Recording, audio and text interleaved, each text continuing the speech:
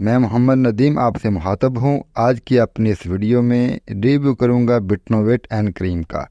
پاکستان میں خاص طور پر خواتین جو ہیں وہ بٹنوویٹ این کریم کا بہت زیادہ استعمال کرتی ہیں۔ ان کے ویٹنگ کریم فارمولاز جو ہوتے ہیں یہ بٹنوویٹ این کریم کو لازمی ایڈ کرتی ہیں۔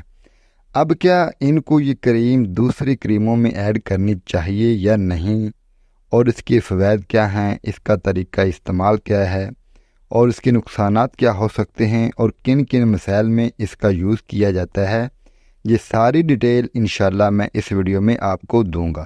لیکن اس سے پہلے آپ سے گزارش ہے کہ اگر آپ چینل پر نئے ہیں تو چینل کو سبسکرائب کر دیں اور ساتھ میں ویڈیو کو لائک کرنا بھی مت بھولیے گا۔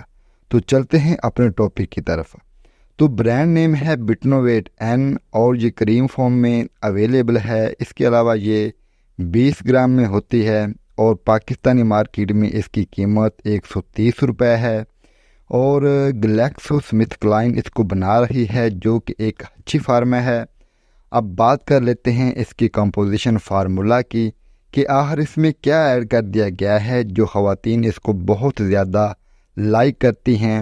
بیسیکلی یہ کام کیا کرتی ہے؟ اس میں دوا پہلے نمبر پر جو شامل ہے وہ ہے بیٹا میتھاسون۔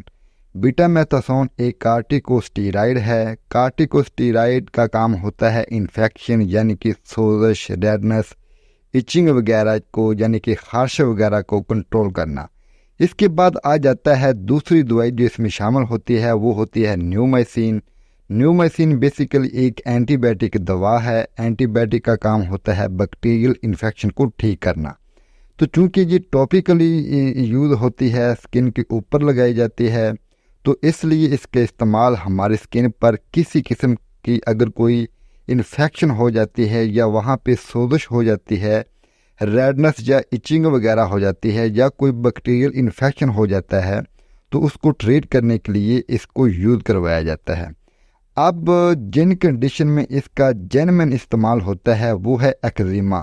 ایکزیما اسکن کی ایک بیماری ہوتی ہے جس میں جلد پر خارش ہوتی ہے، سویلنگ آ جاتی ہے، ریڈنس ہو جاتی ہے، سوریاسس آ جاتا ہے، اور اس کے بعد چمبل اور آٹو امیون ڈیزیز جو ہوتی ہیں اس کو ٹریٹ کرنے کے لیے اس کے استعمال کروایا جاتا ہے۔ اس کے علاوہ اگر آپ کو کوئی کیڑا مکوڑا کاٹ لیتا ہے اور اس کی جگہ پہ سوزش ہو جاتی ہے، ریڈنس ہو جاتی ہے اور خارش ہونا شروع ہو جاتی ہے، تو اس کو ٹریٹ کرنے کے لیے اس کا استعمال کروایا جاتا ہے۔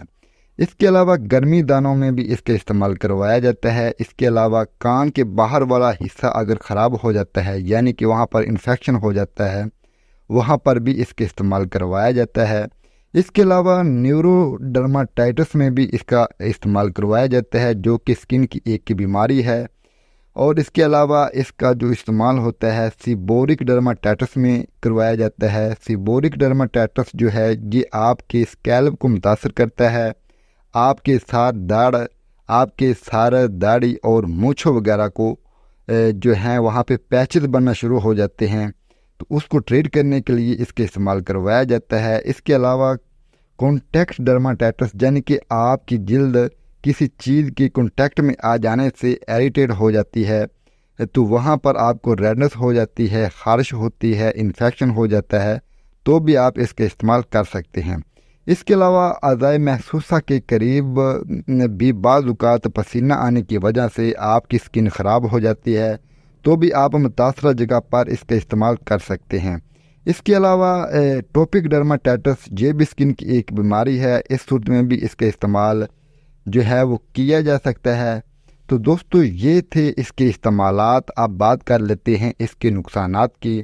اس کو زیادہ دیر تک استعمال کرتے رہنے سے آپ کی اسکن پتلی ہو سکتی ہے۔ جب آپ کی اسکن پتلی ہونا شروع ہو جاتی ہے تو سورج کی شعاعیں یا دھوپ سے آپ کی جلد جلدی متاثر ہو سکتی ہے، آپ کی اسکن پر انفیکشن کے چانسز بڑھ جاتے ہیں، اور جو خواتین اس کو چہرے پر استعمال کر رہی ہوتی ہیں ان کے چہرے کی اسکن دھوپ پڑنے کی وجہ سے جل کر سیاہیاں پڑنا شروع ہو جاتی ہیں، اور اس کے علاوہ چہرے پر بال بڑھنا سٹارٹ ہو جاتے ہیں۔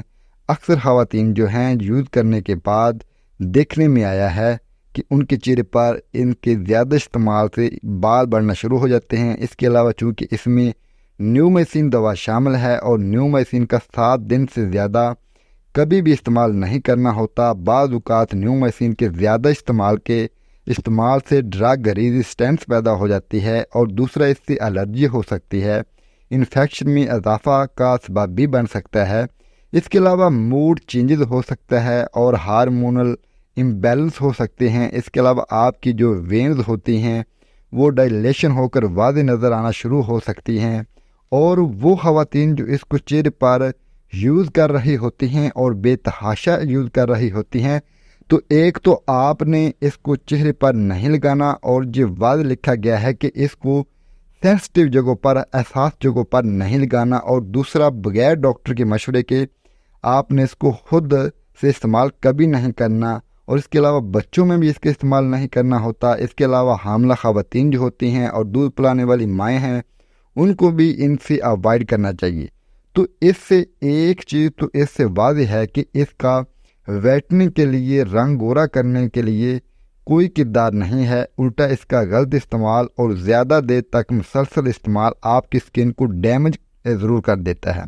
تو آپ کو اس کا اصل استعمال جو ہے وہ ہم نے بتا دیا ہے، اور اس کے نقصانات بھی بتا دیے ہیں، اور جو اس کا طریقہ استعمال ہوتا ہے وہ متاثرہ جگہ پر ہی اس کو اپلائی کرنا ہوتا ہے، اور آپ کو یہ بھی مشورہ دیا ہے کہ ڈاکٹر کی ریکمنڈیشن کرنے کے بغیر، ڈاکٹر کے مشورے کے بغیر اس کو استعمال ہرگز نہیں کرنا چاہیے۔